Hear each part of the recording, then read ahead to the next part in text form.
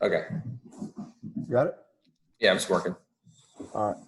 Hey, I'm finishing up grading your quizzes right now. The one I haven't got back, I think it's quiz 3. If you want, we can go over it, but it's very simple. I'll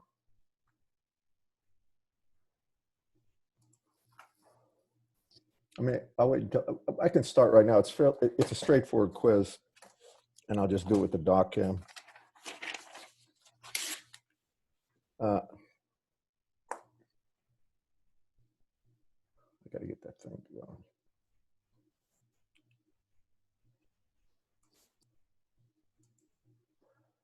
And I got to get this doc cam going too.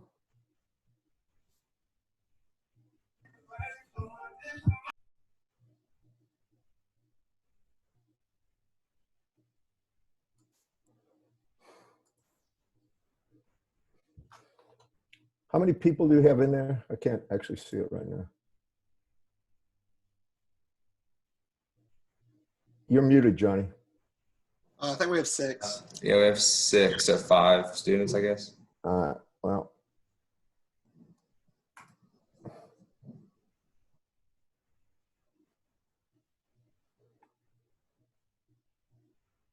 Okay, get my docking camera, because it might as well do this. It's fairly easy to do and straightforward. This is that quiz that I was supposed to get back to you. I kept on getting messed up with things. Quiz 3, and you see it right here, right?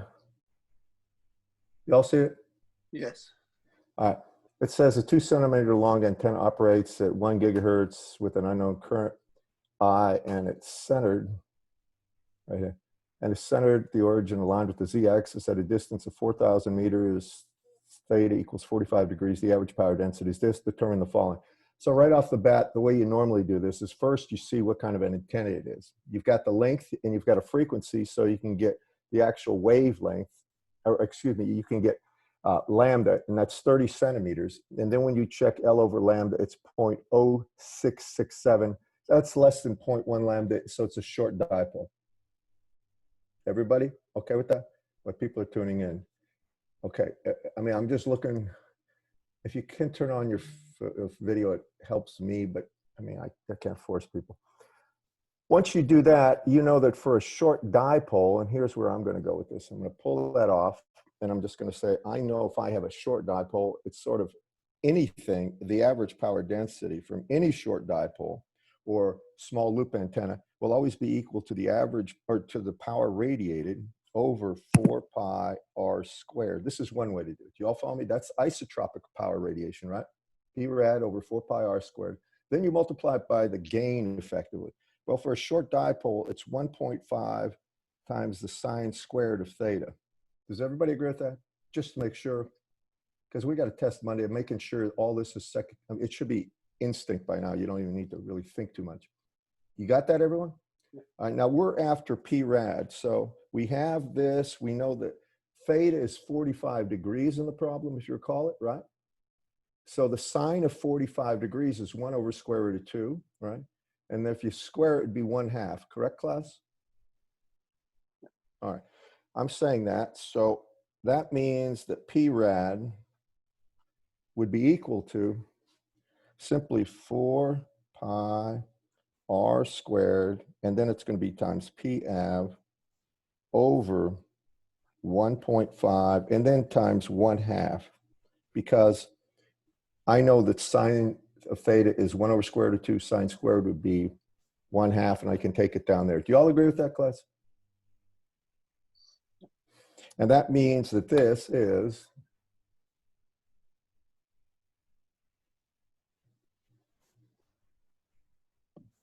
the radiated, P radiated would be here. Okay. That's P, I'm just doing P radiated first. Are you all following me on that? Now, I don't know how many got that or not. Now, getting back to the E and H field, because they were asked for before, I know if I have the average power density, I'm going to come out here. If I want the E field or H field, I know that I can say that P av is equal to either 1/2 times magnitude of E squared divided by eta. And that means E itself would be equal to square root of 2 eta naught times P av. I think we're all in agreement with that. Agreed? This is propagating electromagnetic field. You're 4,000 meters away from a short dipole. It's perfect. I mean, the conditions are perfect to just do this calculation. When you do that calculation, you find out, this is the answer you should get. You find out that the E field is about 3.8833 millivolts per meter. You can do this with me to check, right as I'm doing it. Everybody okay with that? Now we're in the far field, therefore the H field is just E divided by eta. And the H field is about 10.3 microamps per meter. Everybody? Okay, I'm going through this as systematically as I can. I'm so sorry I don't have your quizzes back to you, but you're going to get them. After that, they want the total power radiated. I've got the radiation resistance. Okay, now, let me go to the next part of this is they want, if you have a 10-turn loop antenna having a radius of 5 millimeters and it's centered in the z-axis, well, how many, it really says, what current do I need to create that same power, right? I mean, if the E field or power density at that point, the short dipole and the loop antenna both have the same gain, correct, class? It's 1.5 times the sine squared of theta. Y'all with me, everyone? So with that in mind, what I do is say, if I want to figure out how much current, I'm going to calculate the radiation resistance of the loop antenna. And that was given, I gave that to you, I stuck it on OneNote. Y'all remember that, class? That's a CAN formula. And I said 10 turns. So that means we're just going to take 320 pi to the fourth n pi a squared squared over lambda squared. When you do that, you find out you get a radiation resistance of about 2.3738 ohms. I hope you can see that. Can you all see it right there next to my cursor? Now, that's less than the one we calculated earlier. And therefore, the current is going to be equal to, since that radiation resistance, if you remember that, maybe I should do it over here. If I have that, I know that P rad, the radiated power, right, is equal to 1/2 times the radiation resistance, right, times I squared. Correct, class? Sorry.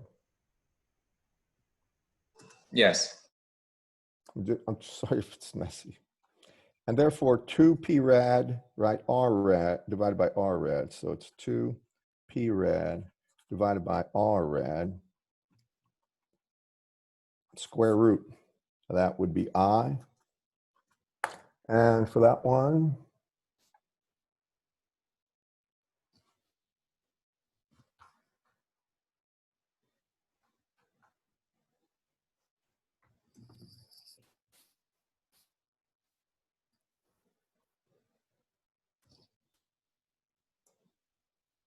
it's equal to 2.1254. Now, I saw that answer in several people's, so I'm going to guess that most people got everything right. You follow me on this, class? Straightforward calculation. And that's that's this in a nutshell, and I should probably send you these solutions. I better change them into a PDF, though. It says summer 2019, it's 2020. Let me save that and then send it to everybody. Now, actually, I'm going to save it as a PDF because I learned a lesson. Some people that have Apple products aren't able to see when I send a Word document with this in it, and I'm not sure why.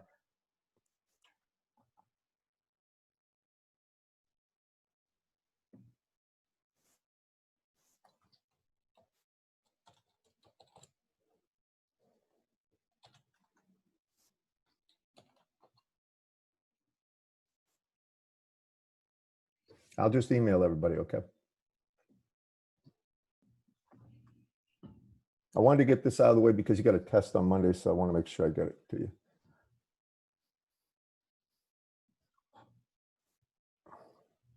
How many people do we have right now in the class? Can anybody tell me? Right now on the Zoom call, Yeah. 8 students. Who are we missing? I don't know. So what about like the second quiz? Did you get that back to us as well, or the homework? I think I did, didn't I? Or, Um, homework too. Gosh. Yes, I'll make sure I get both of those. Yeah, it was just homework 1 and then quiz 2. 3, quiz 3, right? Well, this is quiz 3. Yeah, I mean, I haven't got this one back to you yet. You haven't. I don't think we've received quiz 2 either. I think he did send quiz 2. I sent quiz 2 to everybody. I know that. Is John, it an email? Yeah, but I can send it again. Just give me 1 second, okay?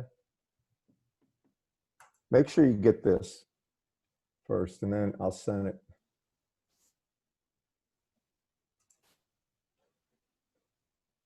Hold on. I say I got 3 screens, and one of the problems is that sometimes they kind of, things don't move as quickly as I'd like. You don't have quiz 2, you said? Lyra, right? I don't see it. No, sir. Well, I'm going to send it to you then, all right? Okay.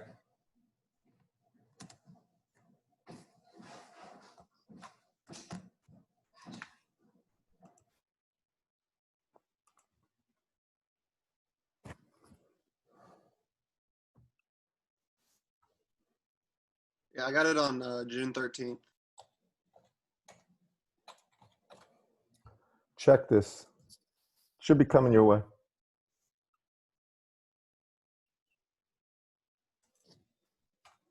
Hey, Dr. Baginski, could you send it to me too? Because I don't have it either. Oh man, I sent it to everybody. Mark, I'll get yours. Hold on for 1 second. Oh, I just checked my email for June 13th and I see it now. I don't know why I didn't see it at first. Well, let me check. I may have it too then. No, I got yours right. I'm going to send it. Malik, right? Yes. Yeah. Hang on. Malik Turner. So this, you can't go wrong, even if you have it. So what? Now you've for sure got it. Okay. All right, I just got it. Thank you. Sure. How many people we got on now? 8 besides me? Yes. All right. First thing, I'm going to do some stuff today, but I want to first answer any questions you have at all. I gave you antenna patterns to plot, and I showed you where the nulls were, right? I gave you, I think it was 4 problems, basically. Correct, class? Now, one of the logical things you should be thinking of is, what do you expect us to do with antenna plots and stuff like that on an exam? And that's what I'm going to answer today, right now. So get a fresh piece of paper, and I'll show you what I'm doing and why I'm doing it. And hopefully you'll all be with me on this one.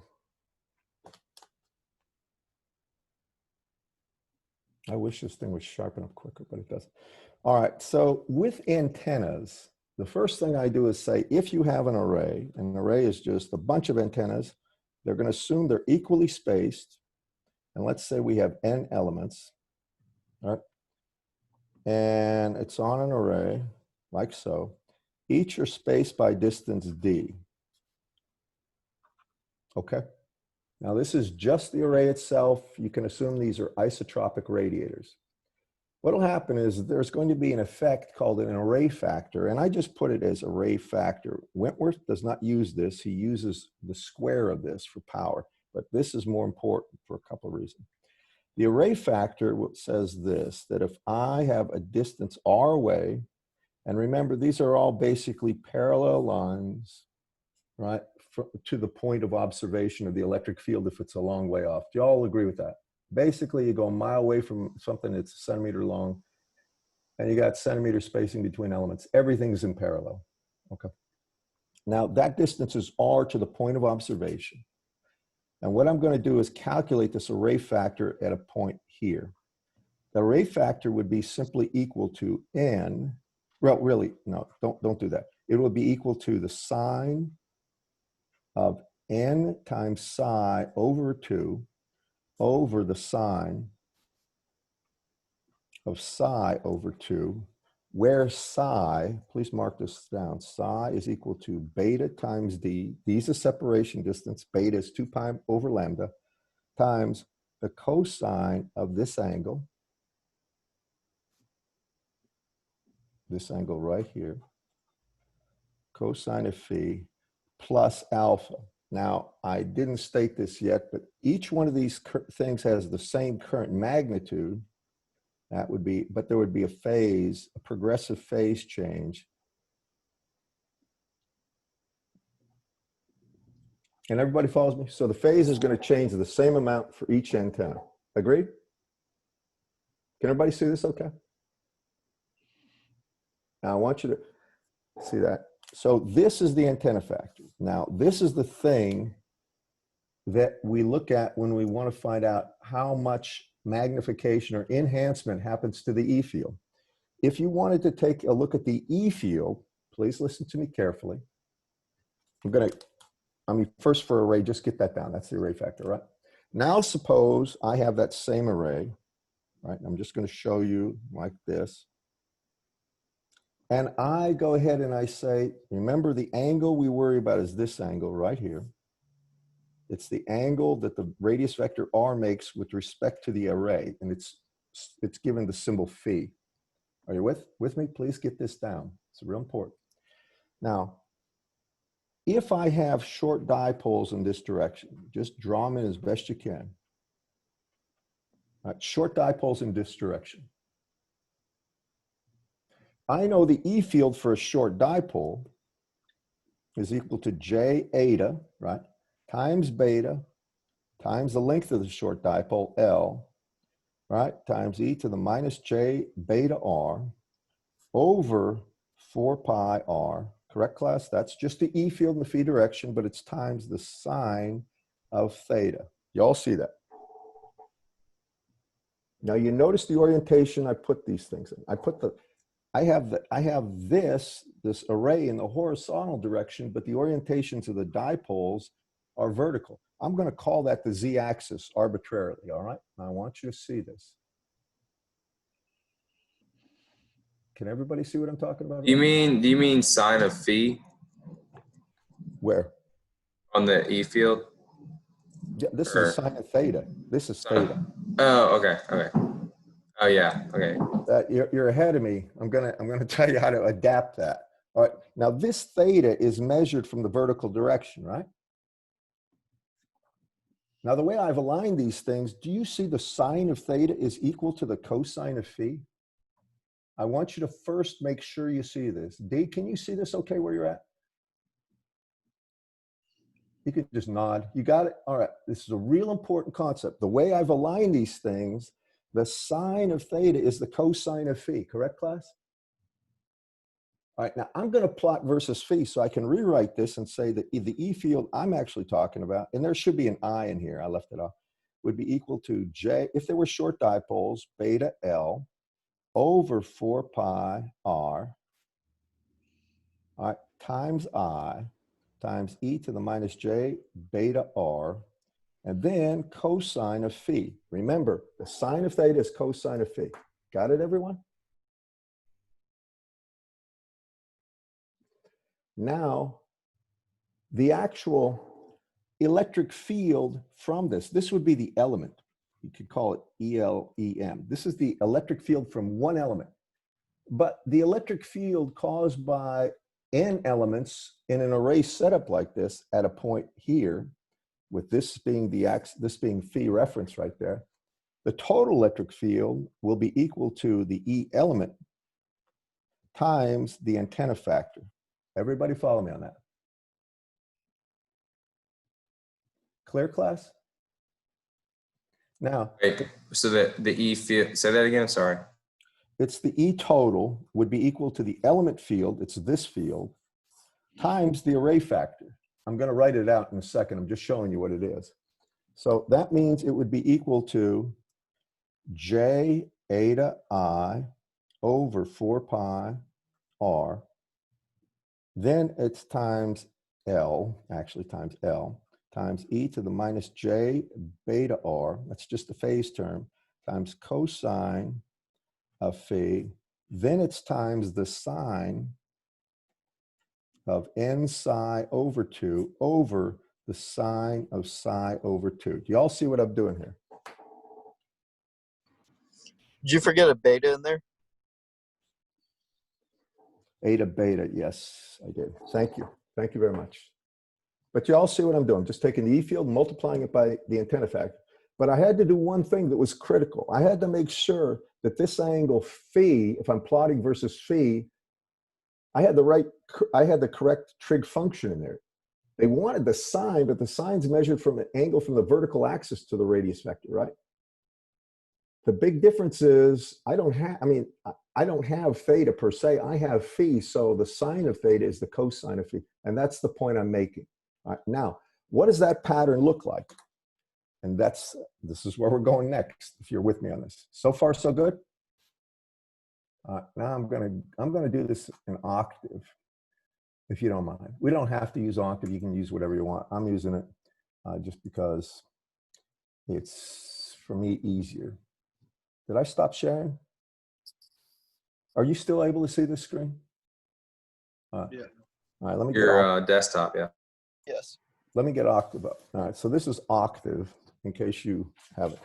All right, so now I'm going to go ahead and write this equation down. This is one thing you'll have to understand you're going to be expected to do. So I want you to take a look at this. So now I'm just going to put eta. I think I already did this, but I'll have eta equal 1, or first I'll put, this is, what I should do is get it not do it here in the command line, but get a new file, new script, and here, come on.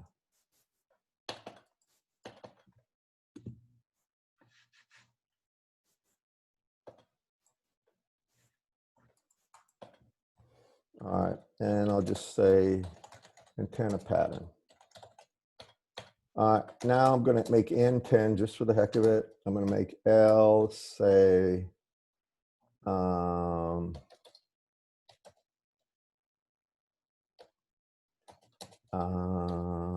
make it 0.01 meters. I'm going to go ahead and make C 3 times 10 to the 8th. I'm going to make F, say 10 to the 9th, 1 e to the 9th. I hope you can see it. I'm just creating a field of information so I can do this. And then I know that lambda LAM is just C over F, right? Correct, class? The reason I'm putting these semicolons there, it prevents the thing from just reappearing when I hit return. And I'll make R equal to, or better yet, R equals just 1 for now. And then next after that, I've got my basic information for the number of elements in the array 10. I know they're going to be a short dipole. I've showed you the orientation. Now I'm going to create the element field. With me? And this is what you're going to say, E element. And you can call it like that if you want, but it doesn't matter. E right there is going to be, and you don't need to put the J in there, times eta. I got eta. Well, I didn't get beta up here, so I better get beta.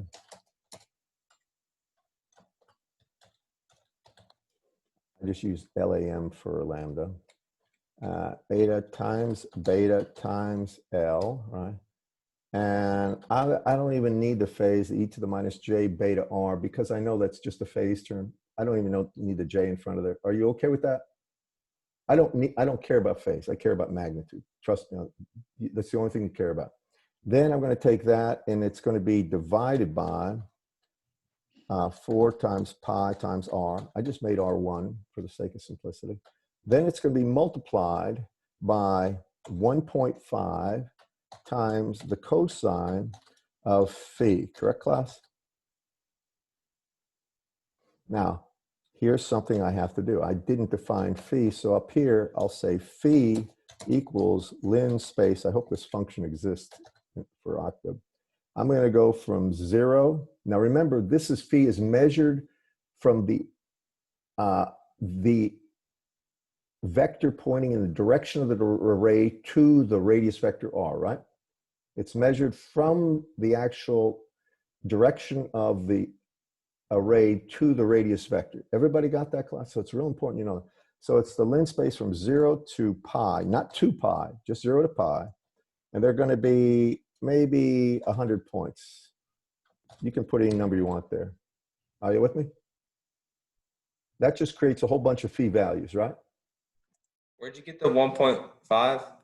Remember the game of a short, sorry. Why do you need the Sorry. It's sine, never mind. It's just cosine. Sorry about that. You're absolutely right. Thank you. My mind's on power right now. Sorry. You're absolutely right. It should just be this, but normally it'd be a sine, right? That's the element. That's my bad. Thank you so much for correcting. Now I put in the antenna factor, and that's equal to the sine of n, which is 10, times psi. So now I need a psi, and I go up here and I create one. And I'm just going to say psi here is equal to, it's beta times d, and I need a spacing now. So I'm going to make d for this one equal to LAM over 4. I know I'm doing some of this on the fly, but I'm trying to show you how you do a problem. With me? You can do this with me if you want. Just type this. So I have beta, actually capital B times D times, and now it's going to be the cosine of phi, right? Cosine of phi plus alpha. And for this one, I'm going to make alpha 0 for the starters. So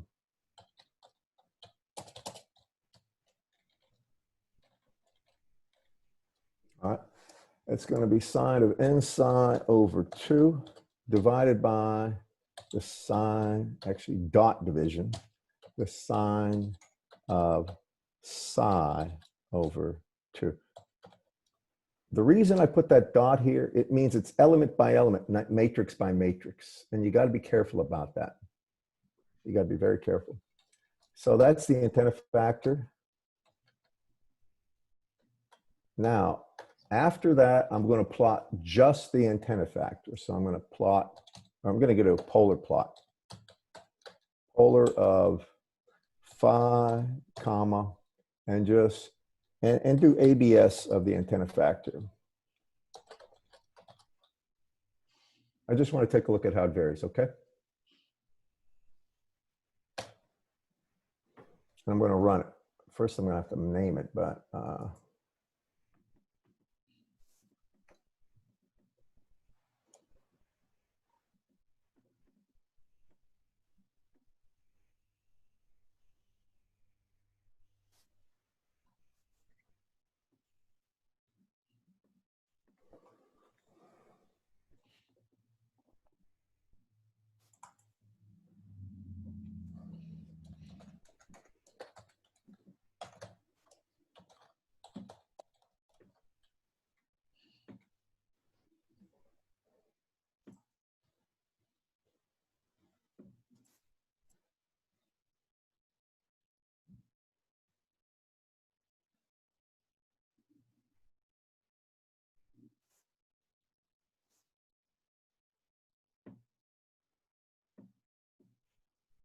see if I got an error.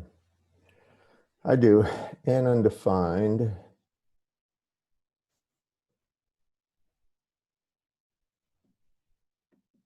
Oh, eta.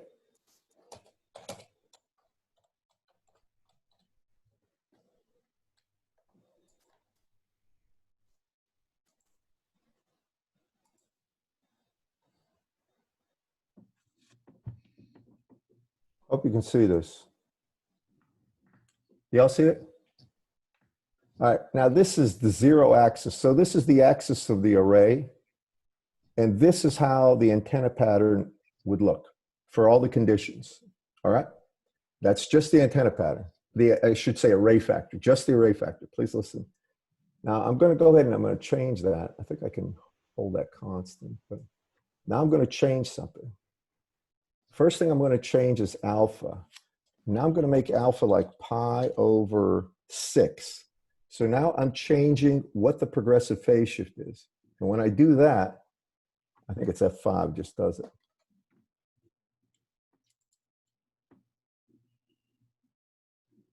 I hope it did it.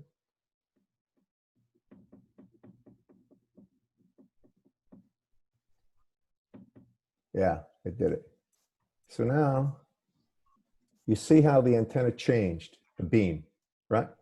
Before it was a centered straight, now it's steering. You all see this? Mhm. Let me go ahead and do the next one. I'm going to add a little more. This is how you do beam steering. Instead of 6, I'm going to make it 4. Watch what happens. You see it steering further that way? Now we go from 4 to 3.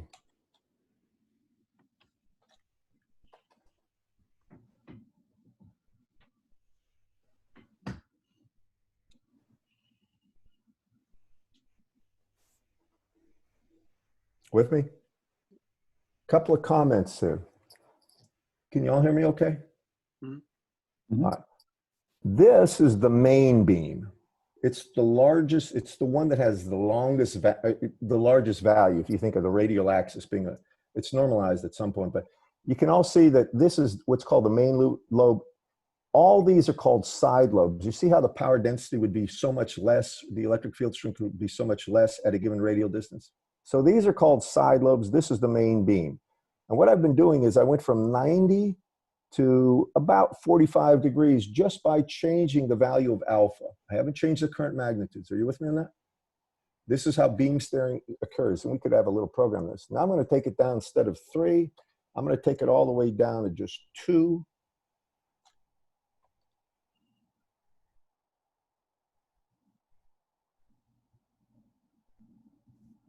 And now you see it's shooting right out 180 degrees. Do you all see that?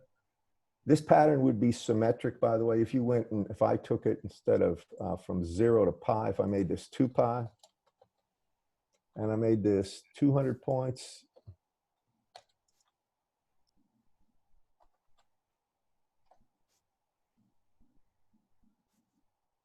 You see how it's symmetric? It'll always be symmetric. This is the axis. Now, next thing I'm going to do is show you something about spacing. I'm going to put this back to 0. And I'll run it.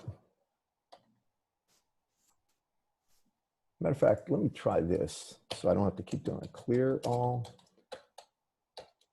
close all, and then it's, wait a second.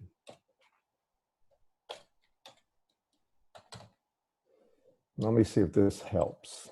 I hope.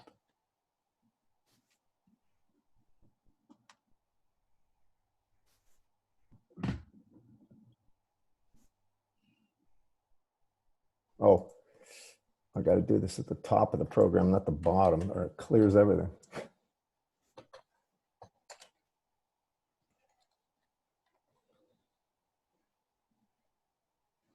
All right.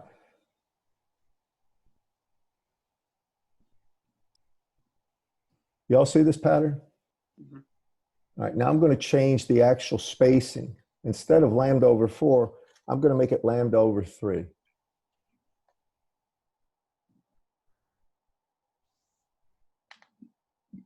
Then lambda over 2.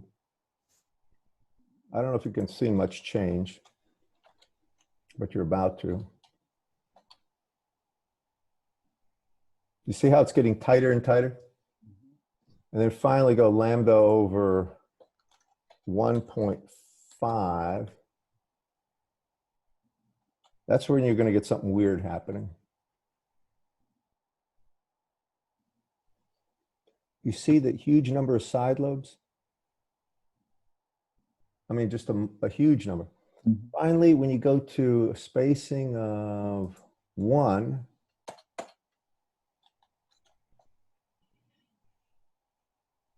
it's shooting the other direction. You all see this? Now, the reason is when you have an exact spacing of one wavelength, think about this, one wavelength, the antenna one starts radiating it, right?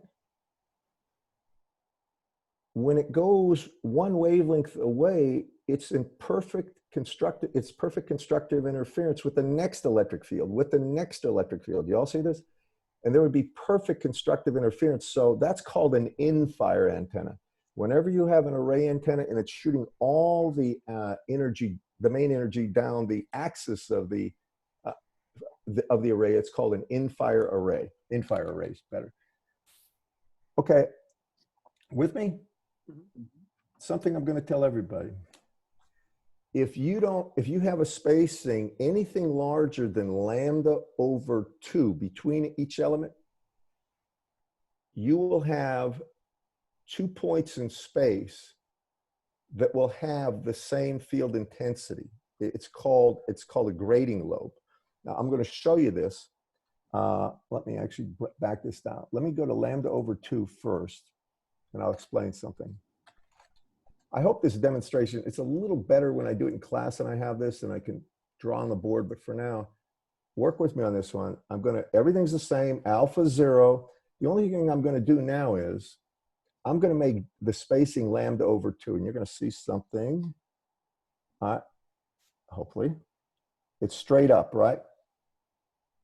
It's coming. That should be the peak direction. If there's no phase change, should be that. I'm going to add a little phase change because it'll make what I'm about to show you a little bit more apparent. So I'm going to divide it by, say, 6. You're going to see the main beam wiggle a little off axis. So now it's going to be back here. You see how the main beam, we've started to beam steer. It's not broadside anymore to the antenna. It's about just off of 90, right? All right, now watch.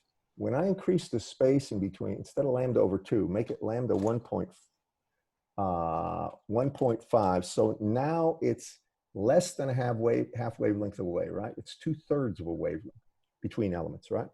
Watch what happens.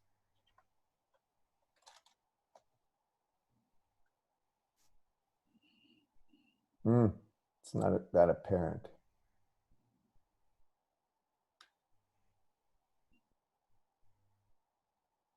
Let me do it pi. First, let me just leave it at lambda over 2 and make this pi over 2. I want to try to show you something here. That's not working the way I want. All right, it's beam steered to 120 degrees and 240. All right. Now, if I make this spacing,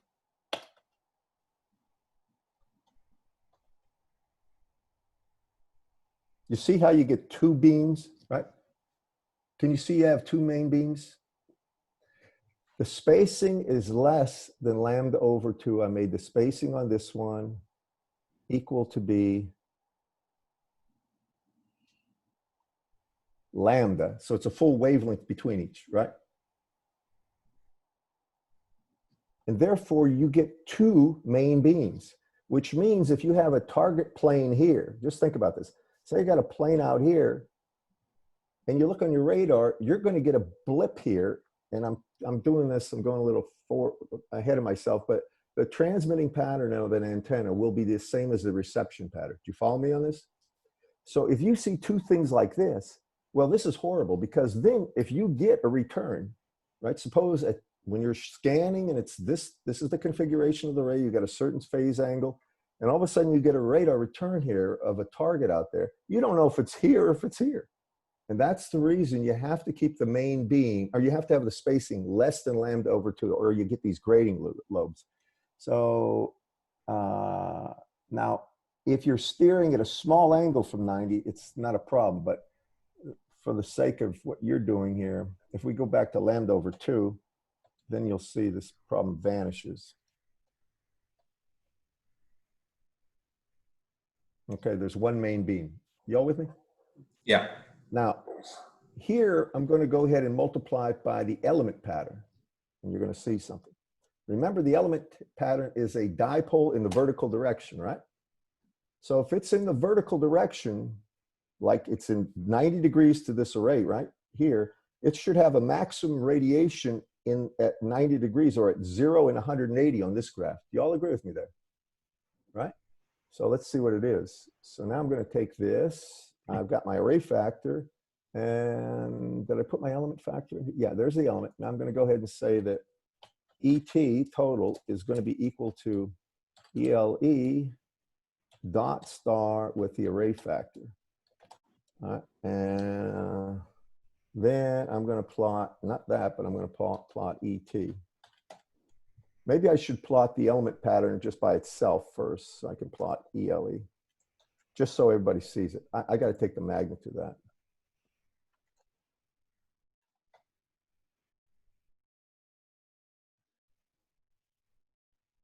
What now?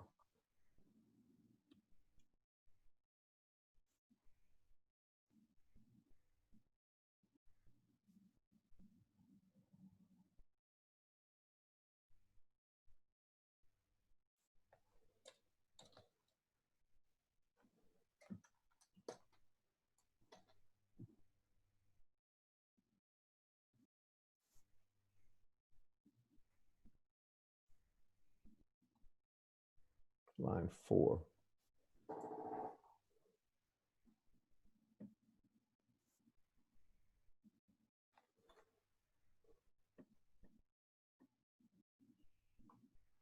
Wait a second.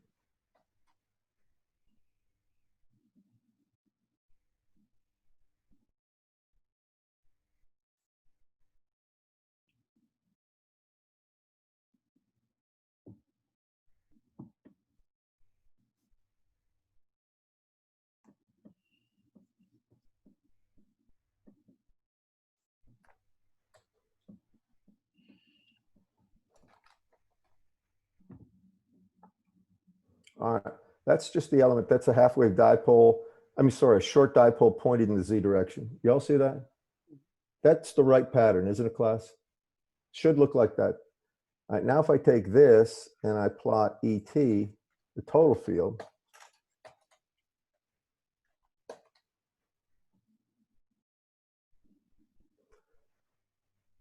now that right there, you can see you have a main beam, right? But it's not just like it was just the array factor. The height has gone down and you have this fairly large side lobe here. Well, at least it's broad side lobe. Y'all see this, class? Now this, I'm showing you just the electric field strength. What would you do if you wanted a pattern that would be the power pattern? Just tell me in your own words. Remember, this stuff's all normalized, so you don't worry about the actual magnitudes. It's the relative magnitude. How would you get the power? Anybody?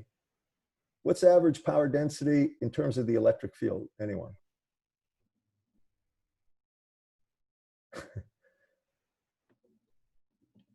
Anybody want to try? Isn't it 1/2 times the real parts of E times H? Well, you're thinking 1/2 the real part of E cross H conjugate. That's true, Malik. But the easy way to get it, if in the far field, is just 1/2 magnitude of the E field squared divided by eta. Okay.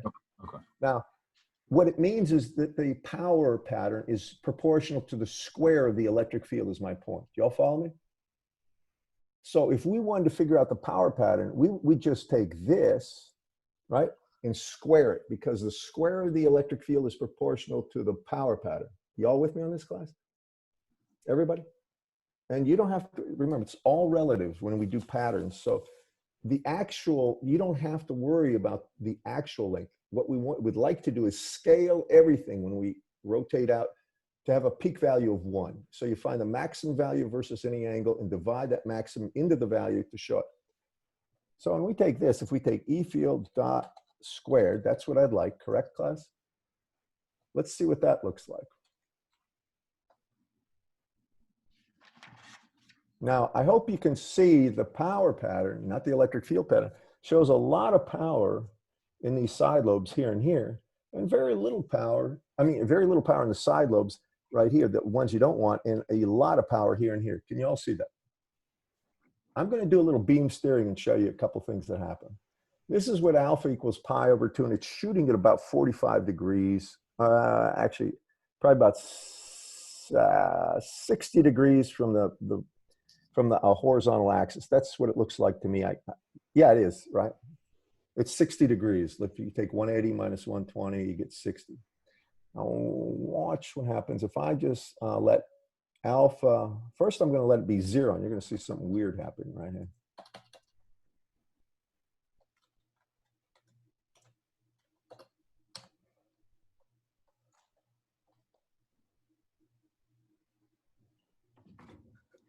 Notice anything?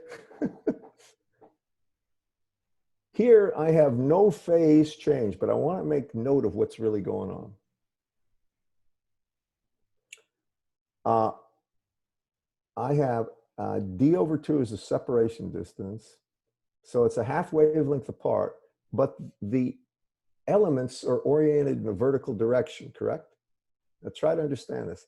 Just the array is in the horizontal plane. The array would like to have a maximum radiation in this direction, 90 degrees. That's where it'd be constructive interference, just the array. Does that make sense to everybody? Right? It would be shooting straight up. But the other one has a maximum radiation in the horizontal plane, right? The dipole is in the z direction. So the E field max is when sine is equal to 1, which is that theta equals 90 degrees, or phi equals 0. So now you're beating two things that don't work well. You're trying to steer the beam straight up, but the antennas, because they're vertically oriented, have no power directly along their axis. Follow me on that, class? The electric field is 0 when theta is 0 or 180 degrees. So now you get this bizarre kind of stuff. I hope you can appreciate that, right? So if I build an array of short dipoles like this spaced half wavelength apart, I can't steer it straight up. I can't see anything. Follow me? I shoot at 90. So what would your suggestion be if you wanted an array of short dipoles to have a good viewing angle perpendicular to the ray, like that, down to say 90 degrees or 80 degrees? What would you do? Anyone? How would you reorient the short dipoles? I've got them going vertical and the array horizontal. What do you think we do with the antennas? Take a shot. Anybody? Rotate them 90 degrees, right? 90 degrees, okay. Put them in the plane, right? Are you with me, class? Put them in the plane. And then the angle phi would be the angle theta. Are you with me? Because now you're measuring them. So now what I do is this. So I'm going to reorient everything so the antennas are along the axis of the array. Got it? I'm shifting them 90 degrees. When I do that, where's my function here? Now, this becomes sine. Are you with me? Can you all see what I'm up to? People? All right, okay, got it? All right, now, when I go ahead and run this, that's the only thing I did is, and remember, I just changed the element pattern by shifting or rotating. Now, y'all see how I've got a great main beam right there. Now I've got off, it's called a broadside because they use a lot of nautical terms for radars for some reason. When you had a bunch of a long ship with a whole bunch of cannons, when you bear the guns, you have the ship perpendicular to the direction you want to shoot so all the cannons can fire at it. So it's called a broadside. Here you can see it's got most of its energy right broadside to the actual array. That's broadside. If it's shooting off the end of the array, it's called an in-fire. Let me do one other thing too. I'm going to steer this a little. Watch how tight this beam is. Let's go steer it to pi over 2. So I think that brings it to about 60 degrees, but I'm not sure. See it? I went from vertical to there. If you take it to, this will be about broadside, I think, but I'm not completely sure. Well, it's getting to broadside. You see that? Now you're going to see something happen when you go right off the end of the array. You're going to get, this beam's going to get wide, because if you think about it, when I take a dipole antenna like this and I move it this way, no electric field will radiate in the direction of that antenna, right? So you can't steer this beam right down to the horizontal. It will not go that far. All right, let me do it again. if I take it down to 1.0005, I don't know how bad this is going to look, but I'm going to try it. Well, now you can see I'm getting this. I'm getting a beam here and a beam here, but I'm not able to fold it down there. If I put it right to 1, I don't know if I'm going to get an error or not with this one.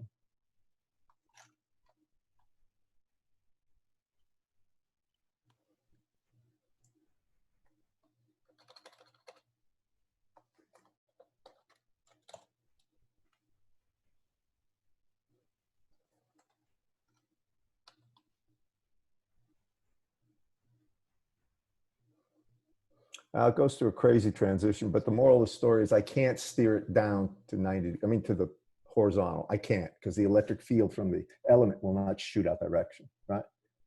That was my point with this. And I'm trying to show you the things you need to know. So if I give you a configuration of dipoles, and here's where it gets to the test. I give you a configuration of dipoles. Here's a question for you. Let's go through the possibilities.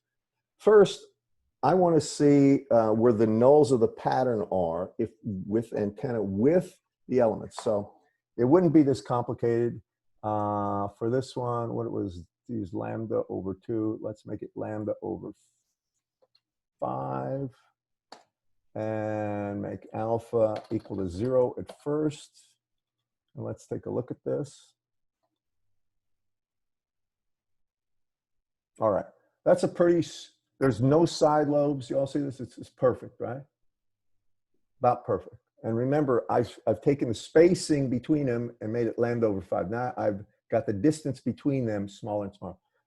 That means in change of alpha, it doesn't have to take a lot of alpha to steer this. So if I make it pi, pi over, say, 4, we're going to get some beam movement.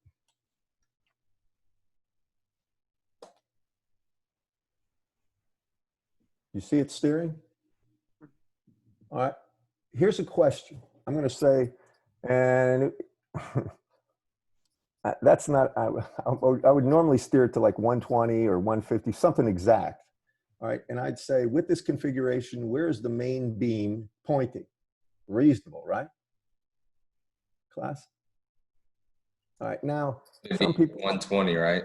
Well, it's about 120, not quite. It's, and that's because this should be pi over 4 for 120, I think. I'm not absolutely sure, but I think that's right. Let's see. Yeah. Even that one's not quite right. And that might be due to this not having a number of high enough number of points. Let's see. I can't say for sure though. It should be about 120, and I don't know why it's off a little. And somehow I have a feeling I got something a little off in my program, but I'm not going to spend a lot of time trying to fix it. Y'all see how it's steering the beam, right? Now, you'll notice here I've taken the distance from d over 2, and I brought it way down to just d over 4, or lambda over 4. So the elements are closer to each other.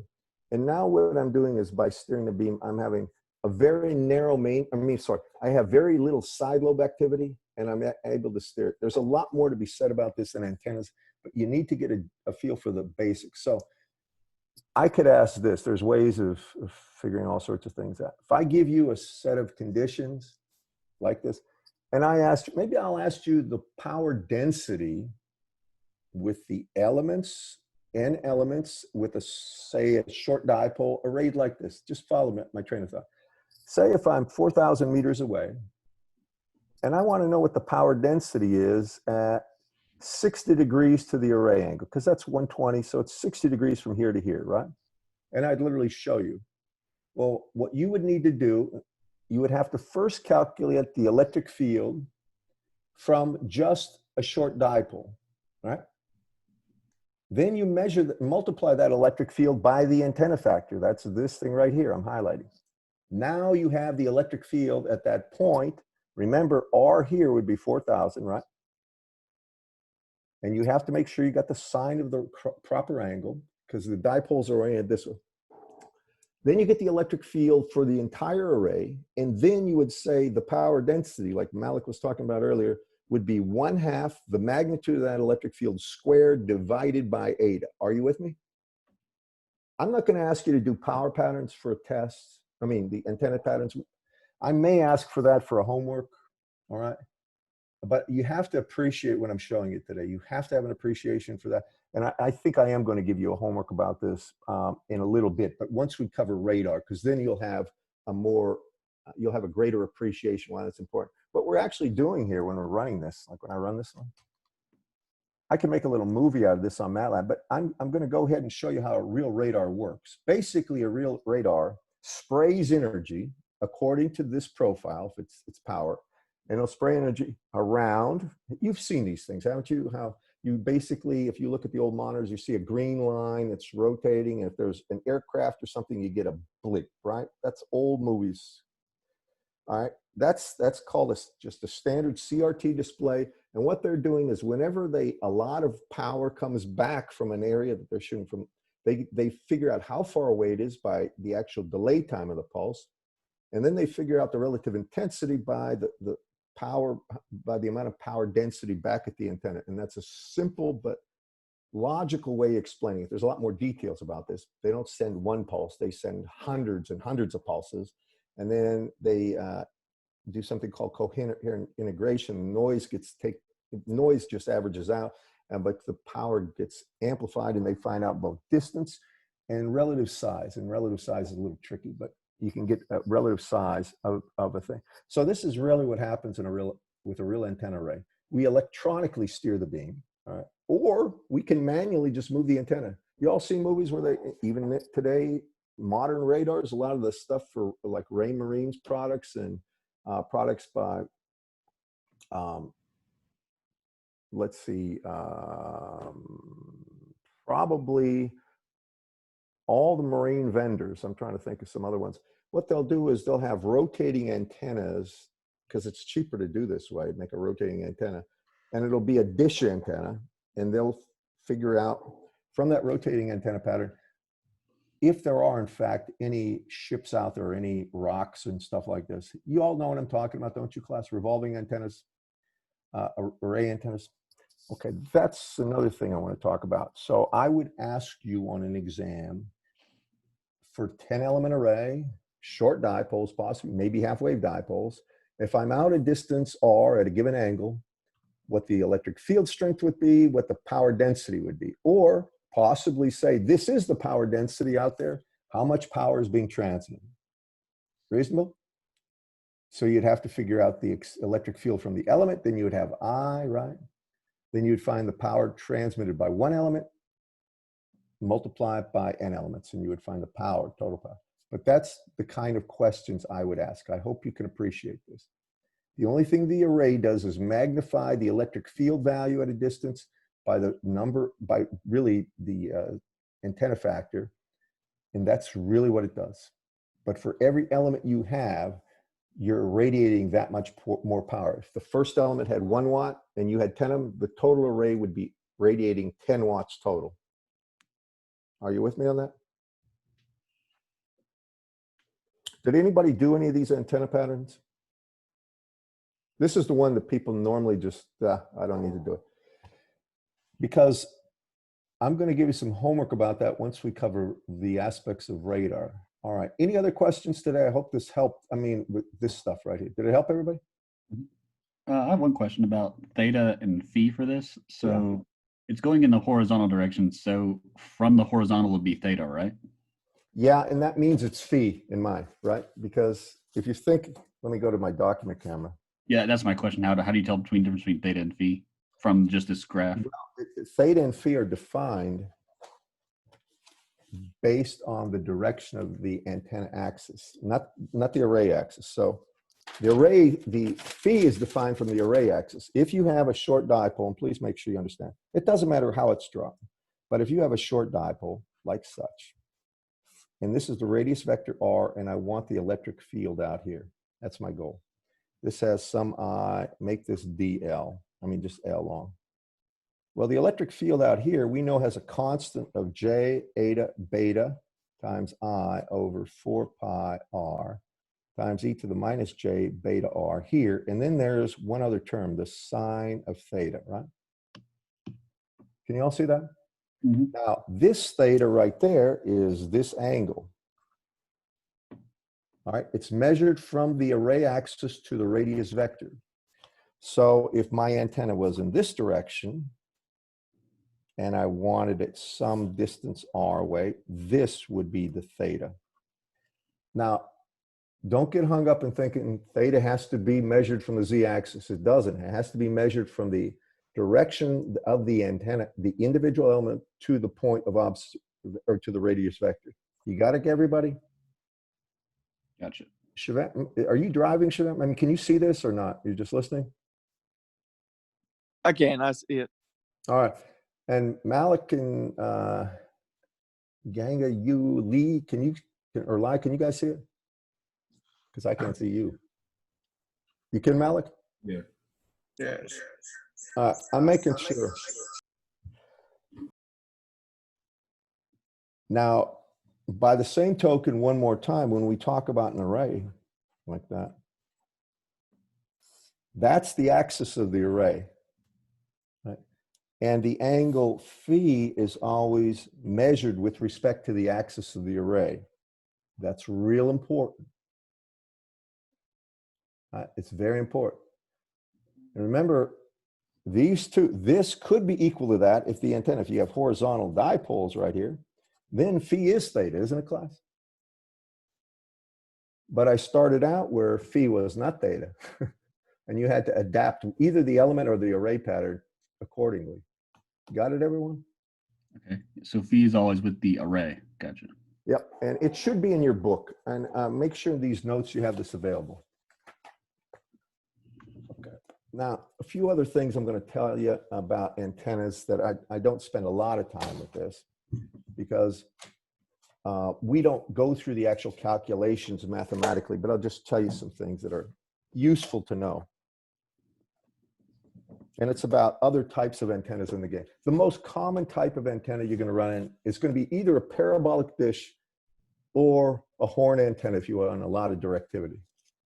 So when we talk about, he's going to have different types of antennas in here.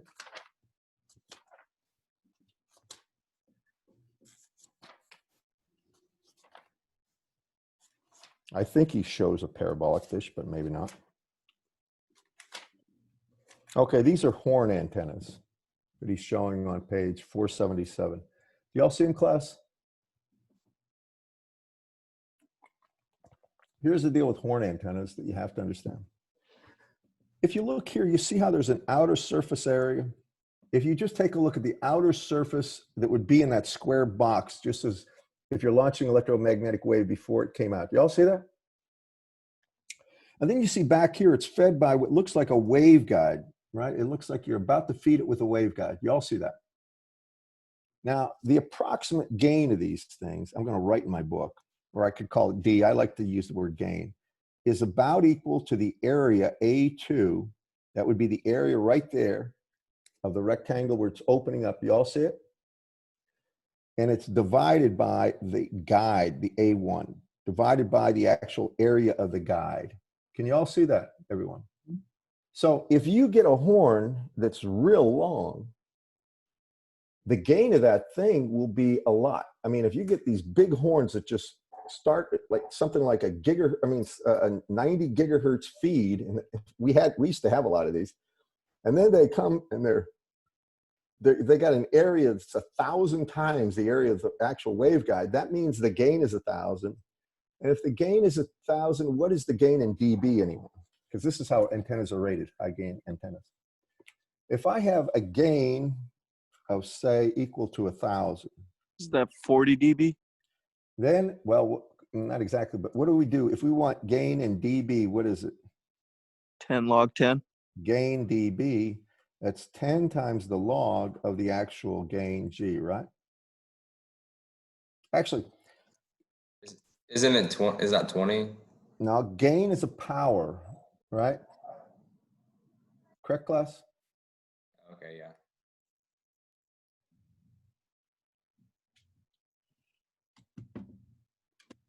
So if you look at this, the log of 1,000 is 3, isn't it? It's 10 to the third, right? 1,000 is 10 to the third. The log would, this is log base 10, by the way, not base E. The log of 1,000 is 3, correct? 3 times 10 is 30, so it would be 30 dB. By the way, that's a lot of gain. That means the outer, if you as an antenna engineer, or if you're working on some things and you see it, you find out what the waveguide area is feeding it, you divide it by the outer area of where the flare is, or divide the flare area by the waveguide area, you've got the gain. Now, most of the time, you don't get more than 40 dB, most of the time from a horn antenna. And there are other reasons because of losses and stuff like this, that if you want that kind of gain and you got all that copper coming out there, you're going to get copper, you're going to get currents conducted in the copper as it's flanging, and you're going to get losses, and there's other things that happen. But normally when you want real high gain antennas, they have what are called parabolic dish antennas. You've all seen them, haven't you, class? That's like dish TV. Go look on a roof somewhere. You'll see people with dish antennas all over, right? Y'all have seen them, correct, class? Now, dish antennas, and let me see if I can get one in Whitmer's book. This is really for just general information that Whitmer's book, for some reason, didn't talk about, and I like Stu a lot, but some things I would have done differently. So actually, he does talk about it, but not the same length and depth that I would. So when you have an elliptical dish antenna, there's a couple things that can happen with the feed. This is the most basic feed. Really what you have is right out the center here, they'll cut a hole and they'll take a thin, you're basically going to pull the coaxial cable out here and turn it around. It'll be either a waveguide or coax, and then it's going to have a real short opening, and it'll just blast electromagnetic energy onto this surface. It's basically taking a waveguide tube, going in there, flipping it around. It has a real short horn. Maybe the area between the surface area, just as the wave's about to be launched, divided by the waveguide area, is about 3, not much more than 3. I don't think, maybe less than 3 actually. But what happens is it sprays energy on this back reflective coating. You all see that? Can you all see what I'm showing you right here, guys? Now, here's the one thing with parabolic dishes that have to be true. They want the main beam to come right out in that direction, all right, with a parabolic dish, and they'd like to minimize side lobes. And the way that happens is if the path length to the target, this way or this way or this way, first of all, the beam is going to reflect off according to the tangent.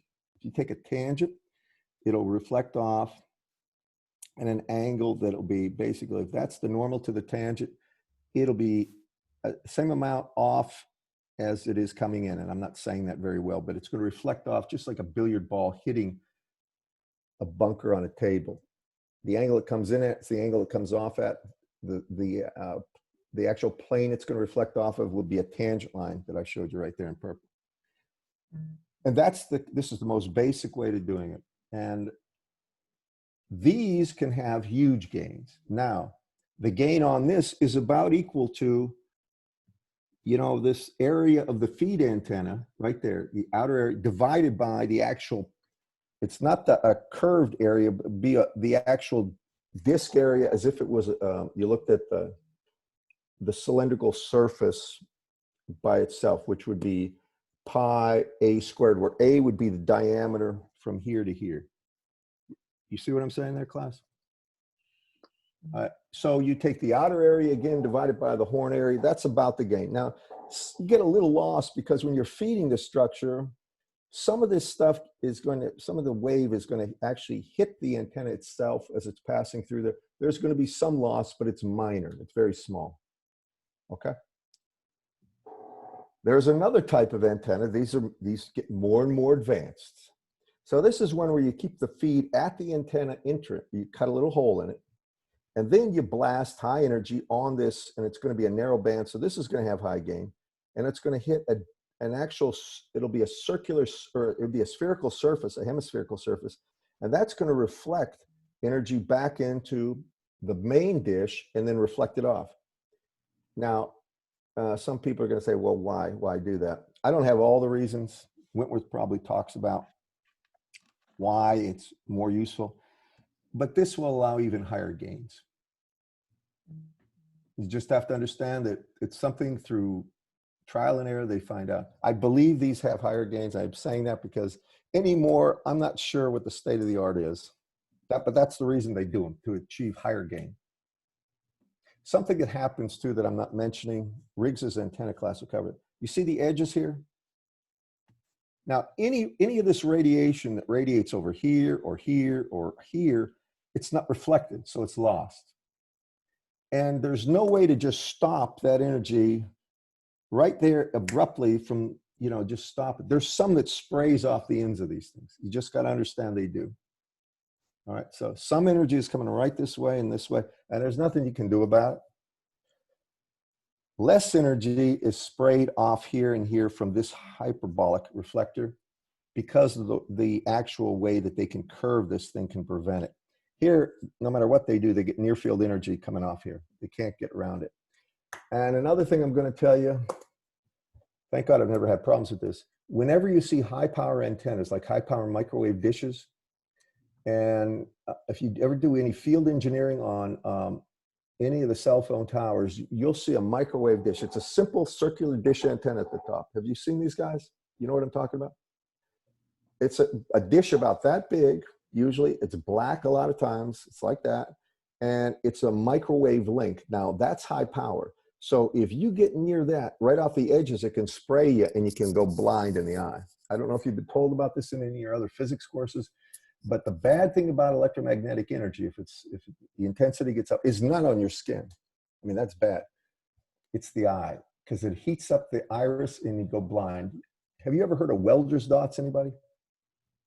Anybody have heard about the damage welding can cause to your iris because of the UV light? Well, this isn't UV, but it's the same principle that you're going to heat the back of the eye and you'll blind yourself if you're not careful.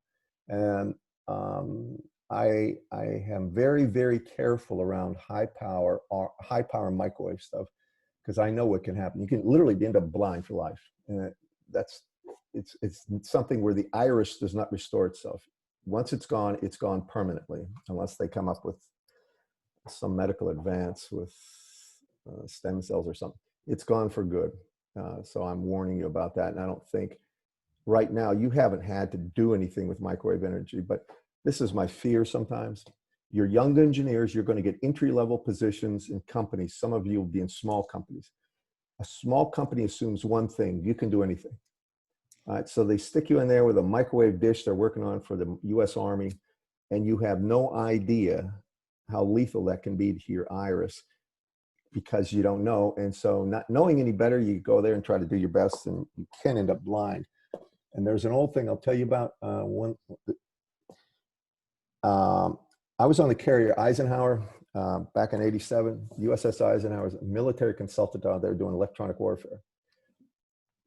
Now, I did not do this, but this is a well-known fact.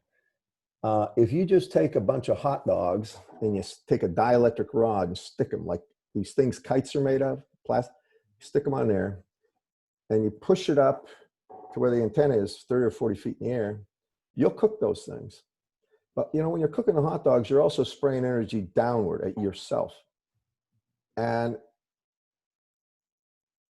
if you don't know what you're doing, you may end up blind from that little trick. But you could cook hot dogs, and people find out the hard way it's not a good way to cook a hot dog or something like that. And I'll tell you this much: microwave energy. I think they do this as a demonstration to show how harmful it can be.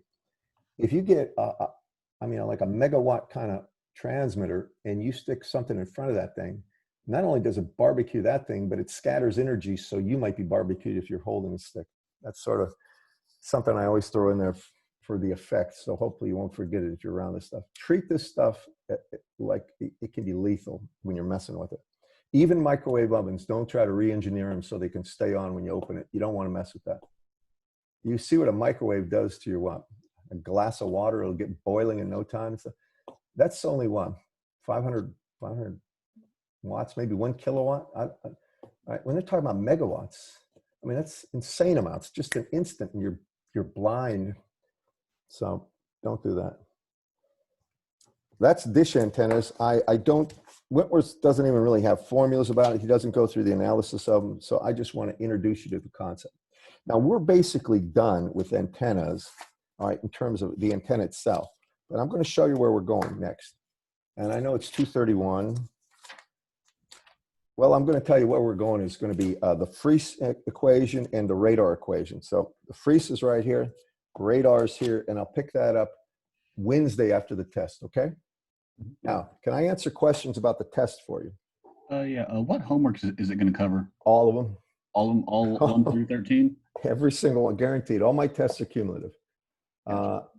If you've had me before, you'll notice that I always tell you you're responsible for everything. The focus is on everything. So you're going to get, let's see, you're going to get electromagnetic field problems, radiation patterns, you're going to get power density, reflection patterns, right? Right? We had oblique incidents, transmission into a media, you know, power in, how much electric field gets in and how much is reflected.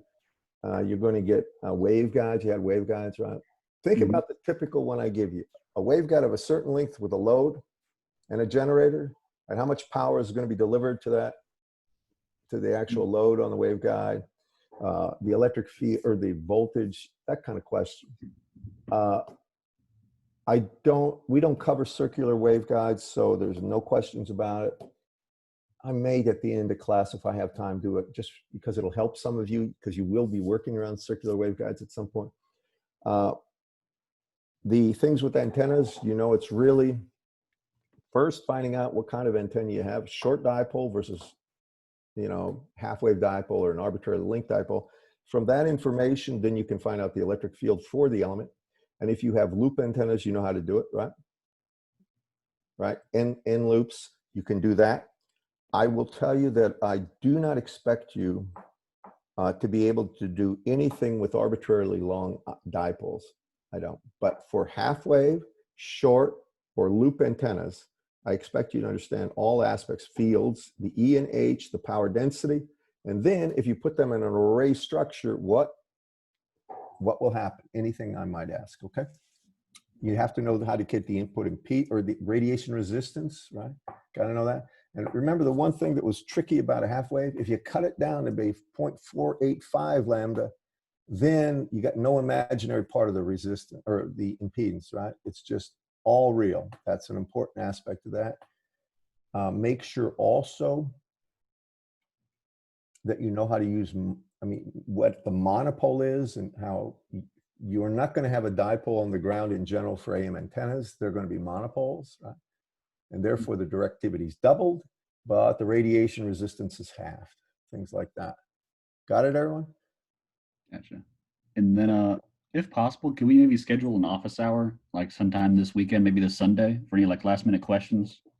Sunday might be rough. Or even this Saturday works too? The problem is this, these are the 2 days that my wife has designated as work days for me. Oh. Well, Sunday's not, but Saturday she's got me ordering paint and she's already outlined my new job,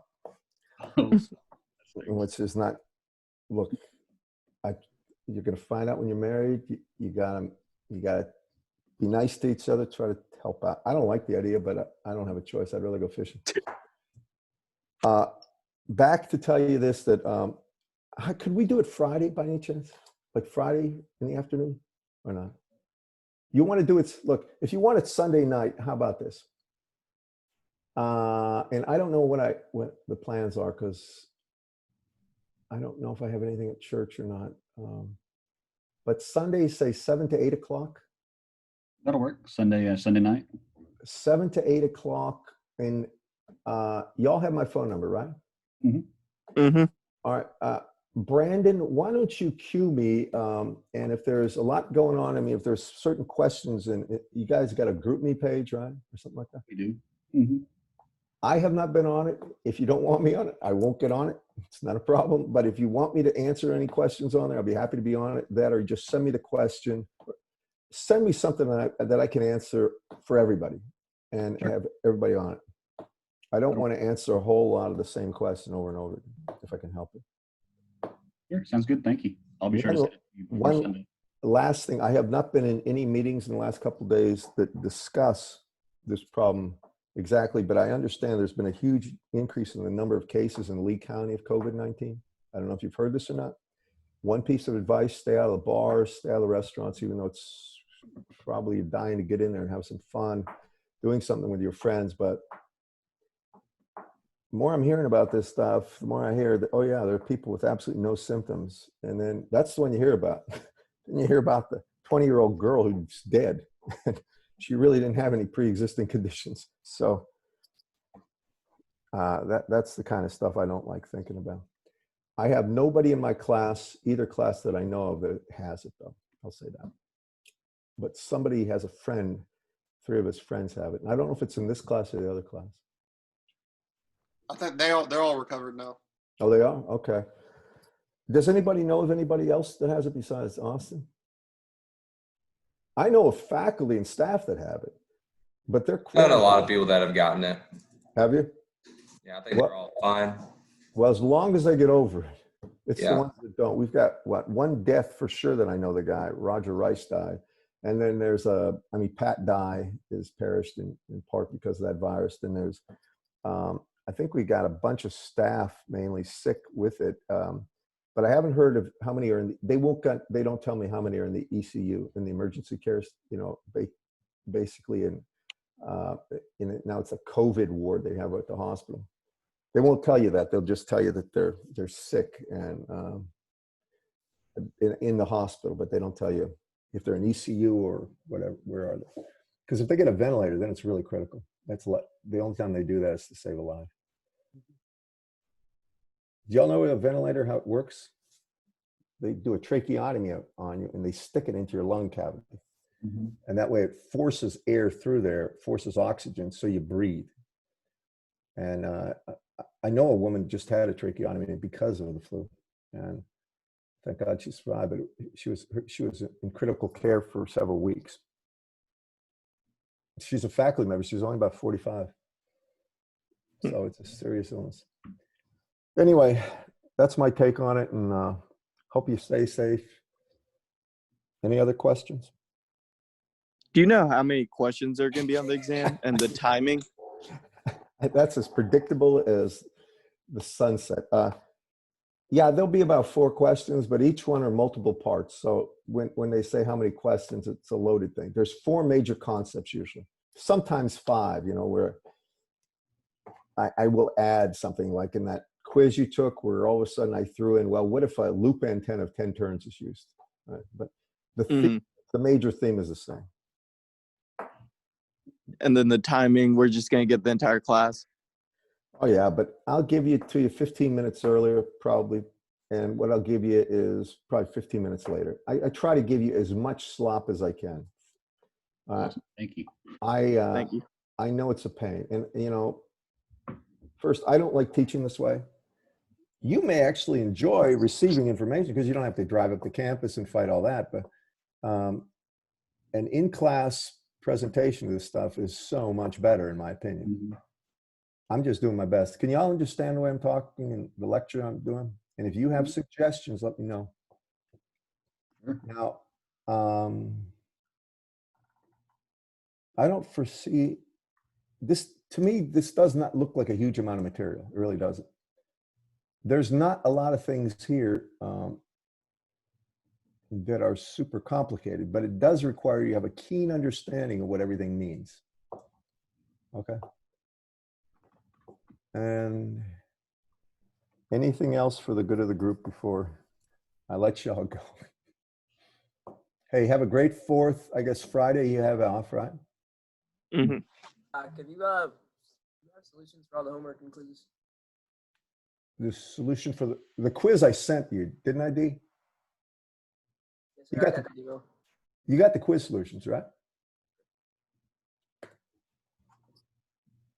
I didn't grade your homework yet, but I will. If you're interested in how to do them, I think I can.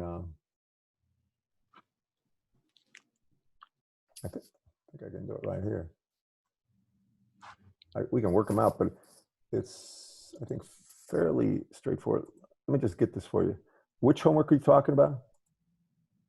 That one's got all the answers. The solutions are just using the basic formulas to get them. Right? And I think I put the solutions up for everything out of Wentworth's book, right? There's nothing here. We have all of chapter 8. These are some other problems that I put up here. The solutions, I mean, sorry, the answers are there, but the solutions are straightforward. These are just the going to be the equations for the dipole antennas. There's nothing tricky about that at all.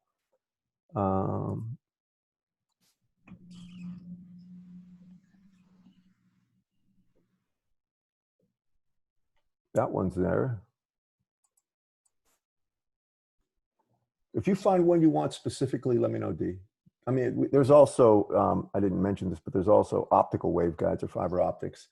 If I give you anything on that, it'd be trivial, in my opinion. Yes, sir. But if you see something you need, let me know. I'm just looking at these.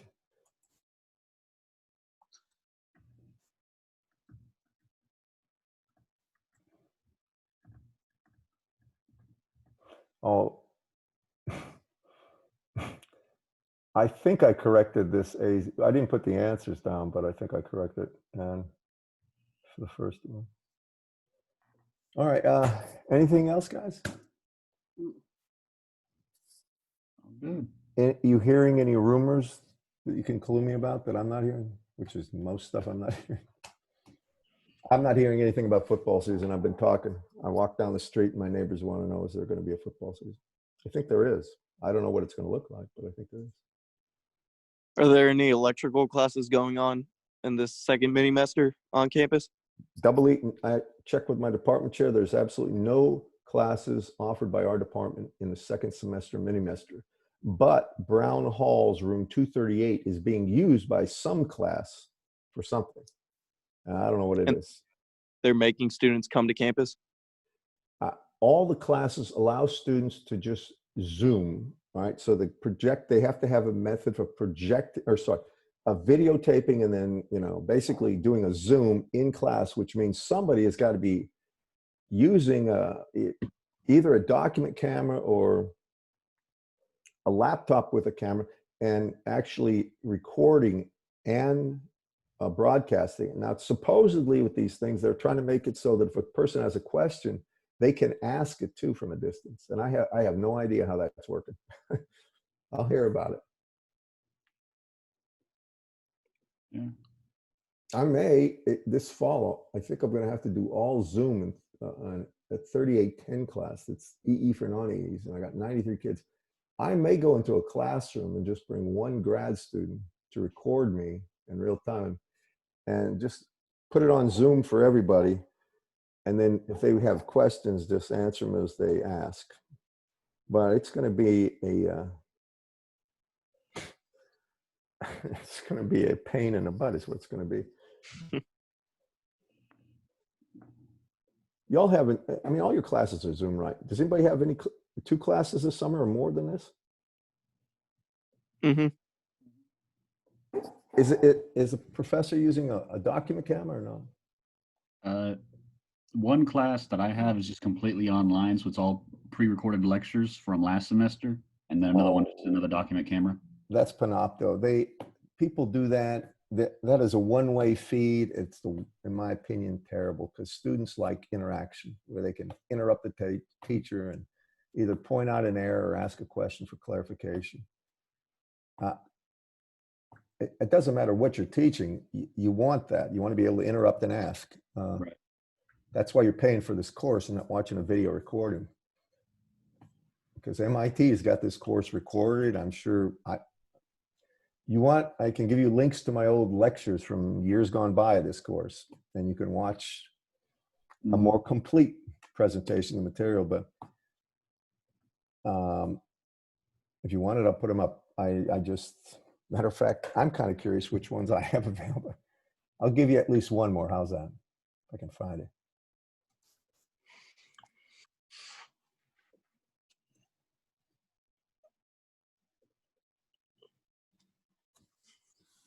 Problem I have is always, let me see if I can get this.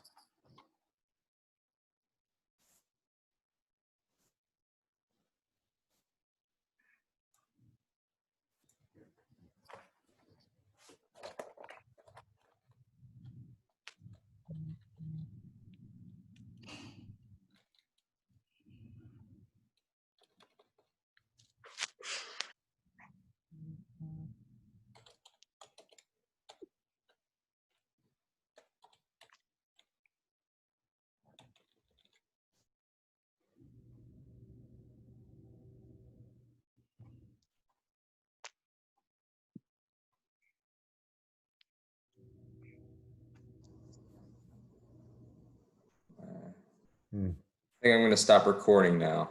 All right, man.